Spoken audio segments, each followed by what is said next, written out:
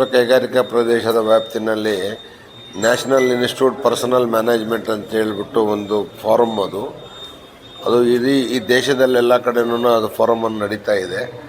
ಅದರ ವಿಚಾರವಾಗಿ ನಮ್ಮ ಮಂಜುನಾಥ್ ಮತ್ತು ನಮ್ಮ ನ್ಯಾಷನಲ್ ಇನ್ಸ್ಟಿಟ್ಯೂಟ್ ಆಫ್ ಇದರ ಅಧ್ಯಕ್ಷರುಗಳು ಮತ್ತು ಪ್ರೆಸಿಡೆಂಟ್ಸು ಎಲ್ಲರೂ ಸಹ ಬಂದಿದ್ದಾರೆ. ನಮ್ಮ ಸಂಜೀವ್ ಸಾವಂತು ಮತ್ತು ಮುರಳೀಧರು ಮತ್ತು ಎಲ್ಲ ಪರ್ಸನಲ್ HR ಡಿಪಾರ್ಟ್ಮೆಂಟ್ಸ್ ಎಲ್ಲರೂ ಸಹ ಬಂದಿದ್ದಾರೆ.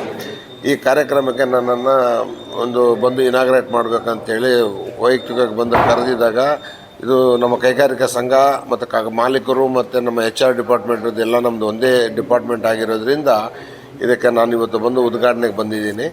ಈ ಉದ್ಘಾಟನೆ ಮಾಡಿದ ಮೇಲೆ ನಾನು ಕೆಲವು ಸಜೆಷನ್ಸನ್ನು ಕೊಟ್ಟಿದ್ದೀನಿ. ಏನು ಅಂತ ಹೇಳಿದಾಗ ಕಾರ್ಮಿಕರು ಮತ್ತು ಮಾಲೀಕರು ಯಾವತ್ತೂ ಒಡನಾಟದಲ್ಲಿ ಇರಬೇಕಂತ ಹೇಳಿದಾಗ ಅದರ ಕೊಂಡಿಯಾಗಿ ನಿಲ್ಲೋದು ಯಾರು ಅಂತೇಳಿದ್ರೆ ನಮ್ಮ ಪರ್ಸನಲ್ ಡಿಪಾರ್ಟ್ಮೆಂಟವರು. ಸೊ ನೀವು ಸಹ ಇದನ್ನು ತುಂಬ ಎಚ್ಚರಿಕೆಯಿಂದ ಮಾಡಬೇಕು. ಮತ್ತು ಮಾಲೀಕರಿಗೂ ಹೇಗೆ ನೋಡ್ಕೋಬೇಕು ಅದೇ ರೀತಿಯಲ್ಲಿ ನಮ್ಮ ಕಾರ್ಮಿಕರನ್ನು ಸಹ ನೋಡ್ಕೋಬೇಕು. ಯಾಕಂದರೆ ಕಾರ್ಮಿಕರಿದ್ರೇ ಮಾಲೀಕರಿದ್ರೇ ಕಾರ್ಮಿಕರು ಅಂತೇಳಿ ಒಂದು ಧ್ಯೇಯ ನಮ್ಮದು. ಸೊ ಕಾರ್ಮಿಕರು ಸಹ ತುಂಬ ಇಂಪಾರ್ಟೆಂಟು. ಈ ದೇಶದಲ್ಲಿ ರೈತರು ಹೇಗೆ ನಮಗೆ ಬೆನ್ನೆಲುಬು ಅಂತ ಹೇಳ್ತೀವೋ ಅದೇ ರೀತಿಯಲ್ಲಿ ಕಾರ್ಮಿಕರು ಸಹ ಈ ದೇಶದ ಬೆನ್ನೆಲುಬು. ಸೊ ಈ ನಿಟ್ಟಲ್ಲಿ ನೀವೆಲ್ಲರೂ ಸಹ ಕಾರ್ಮಿಕರಿಗೂ ಅನುಕೂಲ ಆಗುವಂಥ ಒಳ್ಳೊಳ್ಳೆ ಕೋಡ್ಗಳನ್ನು ತರಬೇಕು. ಮಾಲೀಕರಿಗೂ ನಷ್ಟ ಆಗಬಾರ್ದು, ಕಾರ್ಮಿಕರಿಗೂ ಯಾವುದೇ ಕಾರಣಕ್ಕೂ ನಷ್ಟ ಆಗದಂಗೆ ನೋಡ್ಕೊಳ್ಳೋ ರೀತಿಯಲ್ಲಿ ಒಂದು ಸೆಷನನ್ನು ನಡೀತಾ ಇದೆ. ಇದು ನನ್ನೂ ಸಹ ಗೈಡೆನ್ಸನ್ನು ಕೊಟ್ಟಿದ್ದೀನಿ. ಅವರು ಸಹ ಭರವಸೆ ಕೊಟ್ಟಿದ್ದಾರೆ. ಇಲ್ಲ ಸರ್, ಕಾರ್ಮಿಕರುಗಳಿಗೆ ಯಾವುದೇ ರೀತಿಯ ತೊಂದರೆ ಆಗದಂಗೆ ನಾವು ಸಹ ನೋಡ್ಕೊಳ್ತಾ ಇದ್ದೀವಿ ಅಂತೇಳಿ ಅವರು ಸಹ ಭರವಸೆ ಕೊಟ್ಟಿದ್ದಾರೆ. ಇದರ ಉದ್ಘಾಟನೆಗೆ ಬಂದಿದೆ. Thank you.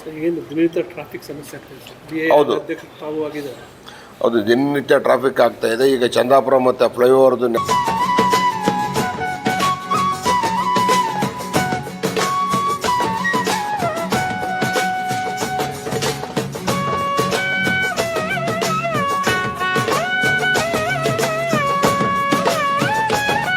ಕೈಗಾರಿಕಾ ಪ್ರದೇಶದ ವ್ಯಾಪ್ತಿನಲ್ಲಿ ನ್ಯಾಷನಲ್ ಇನ್ಸ್ಟಿಟ್ಯೂಟ್ ಪರ್ಸನಲ್ ಮ್ಯಾನೇಜ್ಮೆಂಟ್ ಅಂತ ಹೇಳ್ಬಿಟ್ಟು ಒಂದು ಫಾರಮ್ ಅದು ಈ ದೇಶದಲ್ಲೆಲ್ಲ ಕಡೆನೂ ಅದು ಫಾರಮನ್ನು ನಡೀತಾ ಇದೆ. ಅದರ ವಿಚಾರವಾಗಿ ನಮ್ಮ ಮಂಜುನಾಥ್ ಮತ್ತು ನಮ್ಮ ನ್ಯಾಷನಲ್ ಇನ್ಸ್ಟಿಟ್ಯೂಟ್ ಆಫ್ ಇದರ ಅಧ್ಯಕ್ಷರುಗಳು ಮತ್ತು ಪ್ರೆಸಿಡೆಂಟ್ಸು ಎಲ್ಲರೂ ಸಹ ಬಂದಿದ್ದಾರೆ. ನಮ್ಮ ಸಂಜೀವ್ ಸಾವಂತು ಮತ್ತು ಮುರಳೀಧರು ಮತ್ತು ಎಲ್ಲ ಪರ್ಸನಲ್ HR ಡಿಪಾರ್ಟ್ಮೆಂಟ್ಸ್ ಎಲ್ಲರೂ ಸಹ ಬಂದಿದ್ದಾರೆ. ಈ ಕಾರ್ಯಕ್ರಮಕ್ಕೆ ನನ್ನನ್ನು ಬಂದು ಇನಾಗ್ರೇಟ್ ಮಾಡಬೇಕಂತೇಳಿ ವೈಯಕ್ತಿಕವಾಗಿ ಬಂದು ಕರೆದಿದ್ದಾಗ ಇದು ನಮ್ಮ ಕೈಗಾರಿಕಾ ಸಂಘ ಮತ್ತು ಮಾಲೀಕರು ಮತ್ತು ನಮ್ಮ HR ಡಿಪಾರ್ಟ್ಮೆಂಟ್ ಎಲ್ಲ ನಮ್ಮದು ಒಂದೇ ಡಿಪಾರ್ಟ್ಮೆಂಟ್ ಆಗಿರೋದ್ರಿಂದ ಇದಕ್ಕೆ ನಾನು ಇವತ್ತು ಬಂದು ಉದ್ಘಾಟನೆಗೆ ಬಂದಿದ್ದೀನಿ. ಈ ಉದ್ಘಾಟನೆ ಮಾಡಿದ ಮೇಲೆ ನಾನು ಕೆಲವು ಸಜೆಷನ್ಸನ್ನು ಕೊಟ್ಟಿದ್ದೀನಿ. ಏನು ಅಂತ ಹೇಳಿದಾಗ ಕಾರ್ಮಿಕರು ಮತ್ತು ಮಾಲೀಕರು ಯಾವತ್ತೂ ಒಡನಾಟದಲ್ಲಿ ಇರಬೇಕಂತ ಹೇಳಿದಾಗ ಅದರ ಕೊಂಡಿಯಾಗಿ ನಿಲ್ಲೋದು ಯಾರು ಅಂತೇಳಿದ್ರೆ ನಮ್ಮ ಪರ್ಸನಲ್ ಡಿಪಾರ್ಟ್ಮೆಂಟವರು. ಸೊ ನೀವು ಸಹ ಇದನ್ನು ತುಂಬ ಎಚ್ಚರಿಕೆಯಿಂದ ಮಾಡಬೇಕು. ಮತ್ತು ಮಾಲೀಕರಿಗೂ ಹೇಗೆ ನೋಡ್ಕೋಬೇಕು ಅದೇ ರೀತಿಯಲ್ಲಿ ನಮ್ಮ ಕಾರ್ಮಿಕರನ್ನು ಸಹ ನೋಡ್ಕೋಬೇಕು. ಯಾಕಂದರೆ ಕಾರ್ಮಿಕರಿದ್ರೇ ಮಾಲೀಕರಿದ್ರೇ ಕಾರ್ಮಿಕರು ಅಂತೇಳಿ ಒಂದು ಧ್ಯೇಯ ನಮ್ಮದು. ಸೊ ಕಾರ್ಮಿಕರು ಸಹ ತುಂಬ ಇಂಪಾರ್ಟೆಂಟು. ಈ ದೇಶದಲ್ಲಿ ರೈತರು ಹೇಗೆ ನಮಗೆ ಬೆನ್ನೆಲುಬು ಅಂತ ಹೇಳ್ತೀವೋ ಅದೇ ರೀತಿಯಲ್ಲಿ ಕಾರ್ಮಿಕರು ಸಹ ಈ ದೇಶದ ಬೆನ್ನೆಲುಬು. ಸೊ ಈ ನಿಟ್ಟಲ್ಲಿ ನೀವೆಲ್ಲರೂ ಸಹ ಕಾರ್ಮಿಕರಿಗೂ ಅನುಕೂಲ ಆಗುವಂಥ ಒಳ್ಳೊಳ್ಳೆ ಕೋಡ್ಗಳನ್ನು ತರಬೇಕು. ಮಾಲೀಕರಿಗೂ ನಷ್ಟ ಆಗಬಾರ್ದು, ಕಾರ್ಮಿಕರಿಗೂ ಯಾವುದೇ ಕಾರಣಕ್ಕೂ ನಷ್ಟ ಆಗದಂಗೆ ನೋಡ್ಕೊಳ್ಳೋ ರೀತಿಯಲ್ಲಿ ಒಂದು ಸೆಷನನ್ನು ನಡೀತಾ ಇದೆ. ಇದು ನನ್ನೂ ಸಹ ಗೈಡೆನ್ಸನ್ನು ಕೊಟ್ಟಿದ್ದೀನಿ. ಅವರು ಸಹ ಭರವಸೆ ಕೊಟ್ಟಿದ್ದಾರೆ. ಇಲ್ಲ ಸರ್, ಕಾರ್ಮಿಕರುಗಳಿಗೆ ಯಾವುದೇ ರೀತಿಯ ತೊಂದರೆ ಆಗದಂಗೆ ನಾವು ಸಹ ನೋಡ್ಕೊಳ್ತಾ ಇದ್ದೀವಿ ಅಂತೇಳಿ ಅವರು ಸಹ ಭರವಸೆ ಕೊಟ್ಟಿದ್ದಾರೆ. ಇದರ ಉದ್ಘಾಟನೆಗೆ ಬಂದಿದೆ. Thank you. ಹೌದು, ದಿನನಿತ್ಯ ಟ್ರಾಫಿಕ್ ಆಗ್ತಾ ಇದೆ. ಈಗ ಚಂದಾಪುರ ಮತ್ತು ಫ್ಲೈಓವರ್ದು ನ್ಯಾಷನಲ್ ಹೈವೇರ್ ಏನೂ ಸಹ ಮಾಡ್ತಾ ಇಲ್ಲ. ಇದು ದೊಡ್ಡ ಸಮಸ್ಯೆ ಆಗಿ ಕೂತಿದೆ. ಇದನ್ನು ತುರ್ತಾಗಿ ರೆಡಿ ಮಾಡಬೇಕು. ನಾವು ಸಹ ಇದನ್ನು ಮೆಮೊರೆಂಡಮನ್ನು ಕೊಡ್ತೀವಿ. ಮತ್ತು ಮುಖ್ಯಮಂತ್ರಿ ಮತ್ತು ನಮ್ಮ ಉಪಮುಖ್ಯಮಂತ್ರಿ ಅಂತ DK ಶಿವಕುಮಾರ್ ಅವರನ್ನು ಸಹ ಹೋಗಿ ಭೇಟಿಯಾಗಲಿಕ್ಕೆ ನಮ್ಮೆಲ್ಲ ಕಾರ್ಮಿಕ ಸಂಘ ಮತ್ತು ನಾವೆಲ್ಲ ಮಾಲೀಕರ ಸಂಘದವರು ಸಹ ನಾವು ಪ್ರಯತ್ನ ಮಾಡ್ತಾಯಿದ್ದೀವಿ. ಯಾಕಂತ ಹೇಳಿದ್ರೆ ಬರೋದಕ್ಕೆ 1.5 ಅವರ್ ಆಗುತ್ತೆ, ಹೋಗ್ಲಿಕ್ಕೆ 1.5 ಅವರ್ ಆಗುತ್ತೆ. ನಾವು ಕೆಲಸ ಮಾಡೋದು 8 ಅವರಲ್ಲಿ 3 ಅವರ್ ಇಲ್ಲೇ ಹೋದರೆ 5 ಅವರ್ ಕೆಲಸ ಮಾಡಿದ್ರೆ ಉತ್ಪಾದನೆಗಳು ಹೇಗಾಗ್ತದೆ, ನಮ್ಮ ರಾಷ್ಟ್ರದ ಮತ್ತು ರಾಜ್ಯದ ಬೊಕ್ಕಸಕ್ಕೆ ಹೆಂಗೆ ದುಡ್ಡು ಬರುತ್ತೆ ಮತ್ತು ನಮಗೆ ಲಾಸಸ್ ಇರುತ್ತೆ. ಇದನ್ನು ಸರಿದೂಗಿಸ್ಬೇಕು. ಇಮಿಡಿಯೇಟಾಗಿ ರಸ್ತೆ ಟ್ರಾಫಿಕನ್ನು ಸರಿ ಮಾಡಬೇಕಂತೇಳಿ ನಾವು ಸಹ ಒಂದು ಮೆಮೊರೆಂಡಮನ್ನು ಕೊಡ್ತೀವಿ. ಸಾಕಷ್ಟು ಅಭಿವೃದ್ಧಿ ಮಾಡಿ ಸರ್, ಮತ್ತಷ್ಟು ಅಭಿವೃದ್ಧಿ ಆಗಬೇಕಾಗಿದೆ. ಸಾಕಷ್ಟು ಕುಂಠಿತ ಆಗ್ತಾ ಇದೆ, ನಿಧಾನಗತಿ ಆಗ್ತಾ ಇದೆ.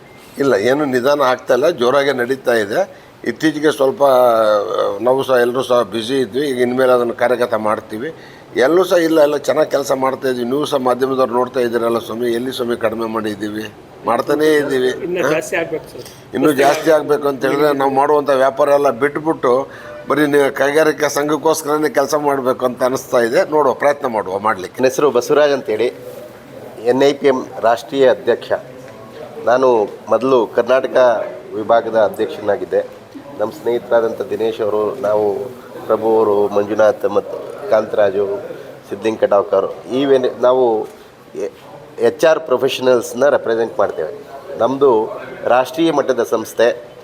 ಇಡೀ ರಾಷ್ಟ್ರದಲ್ಲಿ 55 ಬೇರೆ ಬೇರೆ ರಾಜ್ಯಗಳಲ್ಲಿ ವಿಭಾಗಗಳಾಗಿ ಕೆಲಸ ಮಾಡ್ತಾಯಿದ್ದೇವೆ. 5 ಬೇರೆ ಬೇರೆ ರೀಜನಲ್ಲಿ ಕೆಲಸ ಮಾಡ್ತಾಯಿದ್ದೇವೆ. ಪ್ರತಿ ವರ್ಷ ರಾಷ್ಟ್ರೀಯ ಸಮ್ಮೇಳನ ಮಾಡ್ತೇವೆ, ಪ್ರಾದೇಶಿಕ ಸಮ್ಮೇಳನಗಳು ಮಾಡ್ತೇವೆ. ಮತ್ತು ನಮ್ಮ ಕರ್ನಾಟಕ ಚಾಪ್ಟರು ಇಡೀ ದೇಶದಲ್ಲಿ ನಂಬರ್ 1 ಸ್ಥಾನದಲ್ಲಿ ಸತತ 20 ವರ್ಷಗಳಿಂದ ಒಳ್ಳೆಯ ನಿಟ್ಟಿನಲ್ಲಿ ಕೆಲಸ ಮಾಡ್ತಾಯಿದೆ. ಮತ್ತು ಭಾಳ ಹೆಮ್ಮೆಯ ವಿಷಯ ಅಂತ ಹೇಳಿದ್ರೆ ಕರ್ನಾಟಕ ಚಾಪ್ಟರ್ ಇಡೀ ದೇಶದಲ್ಲಿ number 1 chapter in terms of numbers, in terms of performance. ಯಾಕೆಂದರೆ ನಮ್ಮದೇ ಆದಂಥ ಆಂತರಿಕವಾದಂಥ ಒಂದು ಎವ್ಯಾಲ್ಯೂಯೇಷನ್ ಪ್ರೋಸೆಸ್ ಇದೆ. ಆ ಪ್ರೋಸೆಸ್ಸಲ್ಲಿ ನಮ್ಮ ಕರ್ನಾಟಕ ಚಾಪ್ಟರ್ ಸತತವಾಗಿ ನಾವು ಮೊದಲನೇ ಸ್ಥಾನದಲ್ಲಿ ಉಳಿಸ್ಕೊಂಡು ಬಂದಿದ್ದೇವೆ. ಅದಕ್ಕೆ ಪರಿಶ್ರಮ ಪಡುತ್ತಾ ಇರುವಂಥ ಎಲ್ಲ ಯುವ ತಂಡ ನಮ್ಮ ಕರ್ನಾಟಕ ತಂಡ. ಆ ಒಂದು ತಂಡದ ಮಾದರಿ ಇಡೀ ರಾಜ್ಯದಲ್ಲಿ ಬೇರೆ ಬೇರೆ ವಿಭಾಗದವರು ಕೂಡ ನಮ್ಮನ್ನು ಕಾಪಿ ಮಾಡಬೇಕು, ನಮ್ಮನ್ನು ನೀವೇನು ಮಾಡ್ತಿದ್ದೀರೋ ಅದನ್ನೇ ನಾವು ಅನುಕರಣೆ ಮಾಡಿಕೊಂಡು ಕೆಲಸ ಮಾಡ್ತೀವಿ ಅನ್ನೋ ಒಂದು ಉತ್ತೇಜನದ ರೀತಿಯಲ್ಲಿ ಕೆಲಸ ಮಾಡ್ತಾಯಿದ್ದಾರೆ. ಅದೇ ರೀತಿ ಪ್ರಪ್ರಥಮ ಬಾರಿಗೆ ಇಡೀ ಸೌತ್ ಇಂಡಿಯಾದಲ್ಲಿ 16 ಚಾಪ್ಟರ್ಸ್ ಇದೆ. ಇಡೀ 16 ಚಾಪ್ಟರ್ಸಲ್ಲಿ ಒಂದು 5 ಚಾಪ್ಟರ್ ಆ್ಯಕ್ಟಿವಾಗಿ ಕೆಲಸ ಮಾಡ್ತಾಯಿದ್ದಿದ್ದು.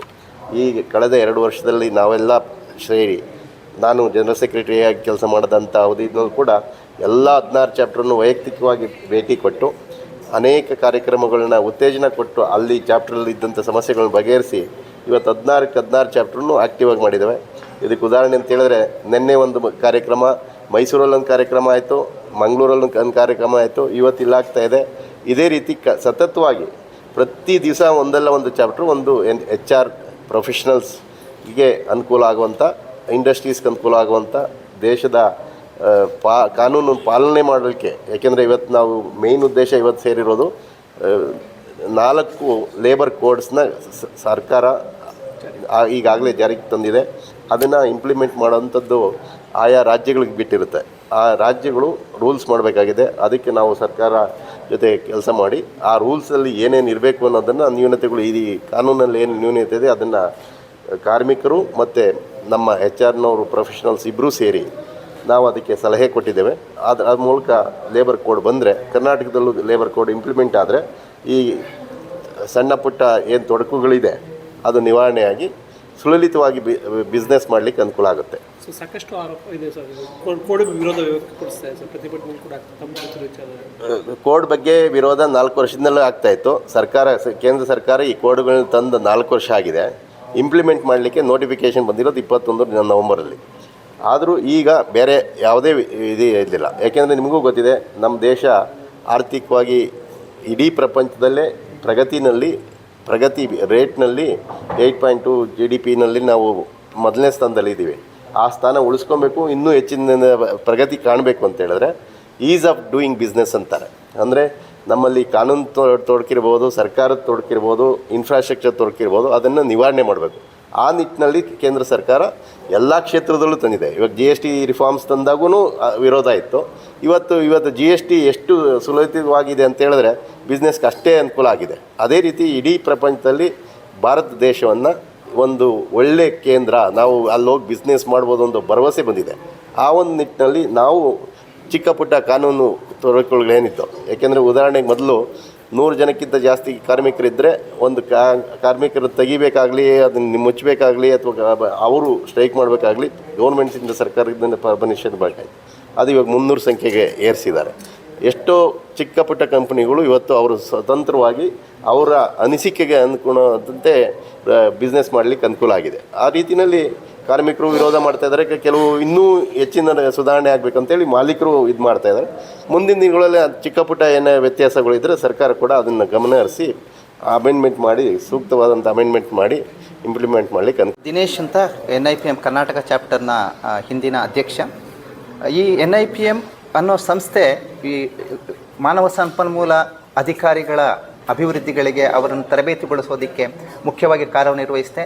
ಹೇಗೆ ಮಾನವ ಸಂಪನ್ಮೂಲ ಅಧಿಕಾರಿಗಳು ಸಂಸ್ಥೆಯ ಮತ್ತು ಕಾರ್ಮಿಕರ ಶ್ರೇಯೋಭಿವೃದ್ಧಿಗೆ ಕಲ್ಯಾಣಕ್ಕೆ ದುಡಿತಾರೆ, ಅವರನ್ನು ಎಲ್ಲ ರೀತಿಯಲ್ಲಿ ತರಬೇತಿಗೊಳಿಸಿ ಅವರನ್ನು ಉತ್ತಮವಾಗಿ ನಡೆಸ್ಕೊಳ್ಳುವಂಥ ಒಂದು ಕಾರ್ಯಕ್ರಮ ಸಂಸ್ಥೆ ಮಾಡ್ತಾ ಇದೆ. ಇವತ್ತು ಈ ಕ್ಲಸ್ಟರ್ ಏನಕ್ಕೆ ಮಾಡಿದೆ, ಪ್ರತಿಯೊಂದು ಕಾರ್ಯಕ್ರಮವನ್ನು ನಮ್ಮ ಮನೆ ಬಾಗಿಲಿಗೆ ತಂದು ಕೈಗಾರಿಕಾ ವಲಯಗಳಲ್ಲಿ ತಂದು ಮಾಡಬೇಕು. ಇದು ಇಲೆಕ್ಟ್ರಾನಿಕ್ ಸಿಟಿ ಇರ್ಬೋದು, ಬೊಮ್ಮಸಂದ್ರ ಇರ್ಬೋದು, ದೊಡ್ಡಬಳ್ಳಾಪುರ ಇರ್ಬೋದು, ಪ್ರತಿಯೊಂದು ಕೈಗಾರಿಕಾ ವಲಯಗಳಲ್ಲಿ ಮಾಡಿ ನಮ್ಮ ಮಾನವ ಸಂಪನ್ಮೂಲ ವೃತ್ತಿನಿರತನ ಇನ್ನೂ ಹೆಚ್ಚಿನ ರೀತಿಯಲ್ಲಿ ಅವರನ್ನು ತರಬೇತಿಗೊಳಿಸಿ ಯಶಸ್ವಿಗೊಳಿಸಬೇಕನ್ನೋ ಒಂದು ಕಾರಣಕ್ಕಾಗಿ ಮಾಡ್ತಾ ಇದ್ವಿ. ಇದು ಕಂಟಿನ್ಯೂವಾಗಿ ನಿರಂತರವಾಗಿ ನಡೀತಾ ಇರುತ್ತೆ ಈ ಕಾರ್ಯಕ್ರಮಗಳು.